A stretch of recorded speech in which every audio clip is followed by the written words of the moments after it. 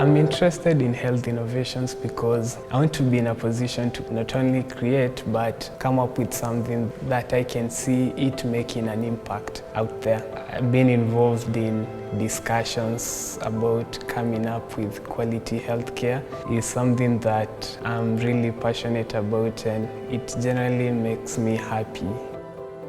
Sometimes you meet patients who have a lot of problems and you can't fix them all, but I think along the way coming up with some solutions that can help some of them would be very good. As a physician who has worked in various settings in East Africa, I have encountered various health inequities that have often been normalized and overlooked. This is the core reason that I pursued a career in global health. I believe that the average Kenyan citizen should be able to access professional healthcare when needed. As a biomedical engineer, one of my passions is advancing our healthcare systems in the country. In doing this, we find localized solutions to fit our population. In addition, we carry out research into creating new machines that will be cost-effective for our hospitals to acquire. Within our own ecosystem, we have a lot of potential, and these has remained untapped. Every year we see students coming in, they already bring in their own intervention. They said they want to do this, they want to do that, but they never understood the process of valuable intervention. Only because you have an idea doesn't mean that people need the idea. And the idea of biodesign education is we need to understand what the end users need, and by training the students to go through this process, changing the mindset that we have to create process, we have to create intervention based on the need of the user is the most important part.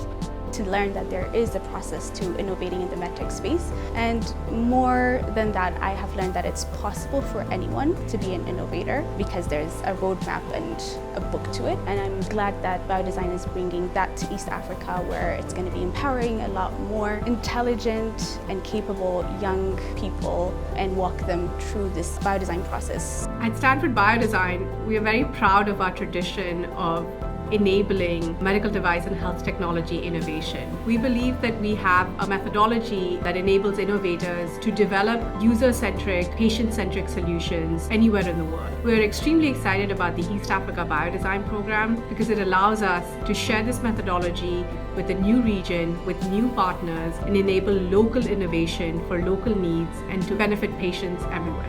There are strong institutions, universities, both on the medicine side as well as on the engineering side. There's a strong entrepreneurial culture, and the region of East Africa as a consolidated block of countries represents around 500 million people. And we were looking for a region that had the scale that would attract investment because the market would be significant enough. And we've learned that from our experiences in smaller countries. And so we wanted a region that would have the size that could justify the investment in often expensive health technology projects. Key to the biodesign philosophy is that we know we cannot solve these problems sitting over here in California. In fact, we know that we probably cannot solve these problems even if we just visit. What we understand is that we have to train innovators who live there, who understand the parameters, the challenges, the opportunities, the needs firsthand. And that's why we are starting East Africa Biodesign in partnership with the University of Global Health Equity and the University of Rwanda. My hope is to see our graduates be able to create companies around medical devices and start helping our communities. Stanford Biodesign is an excellent partner because, as you know, Stanford is in the ecosystem of Silicon Valley, and we are dreaming that in Rwanda, the Kigali Innovation City become our Silicon Valley in order to start companies, but companies with impact. Since we have started the training, for example, now we have a trainee who is attending the training at Biodesign Center at Stanford, together with a colleague from University of Global Equity. Others next year are going. So we hope in 10 years we will have a good people, good number to train others, but also we shall have trained others from within here, from Rwanda, within the Biodesign program that will start at the center. As an engineer, I want to work on the most meaningful problems in the region. East African Biodesign gives me the opportunity to work in collaboration with colleagues from different disciplines to train aspiring innovators whose inventions will have a big impact on patients' experience and on patients' outcomes in the region. I'm so happy to be meeting our East African colleagues because I used to live in Kenya, used to teach at one of the universities here, and so for me it's very exciting to come back and to be able to work with these incredible students and faculty. And when I worked here before, I knew there was so much incredible potential, and we see that. I think it's very exciting that Stanford can be part of this program.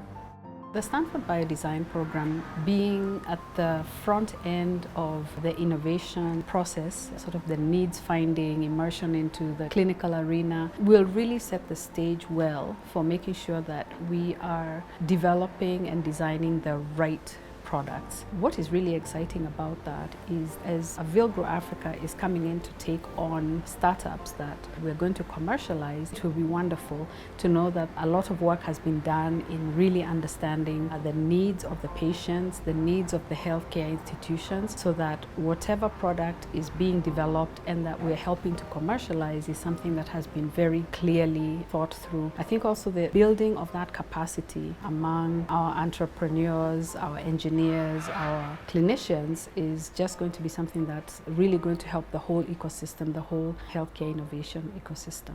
The future is very exciting because the silos are coming down. People are talking. We have the medical team of clinicians talking to the engineers, talking to the pharmacists, they are talking to the users. So everyone is talking. That means we can solve problems that the user is feeling. There's something in the air right now. We're building some momentum towards having a medtech industry, and adding anything that we can add that improves and increases that capacity can only be a good thing. If you have an entrepreneurial background, have local domain expertise, are interested in mentoring our trainees or supporting any of the entities that will hopefully come out of this program, we would love to have your support.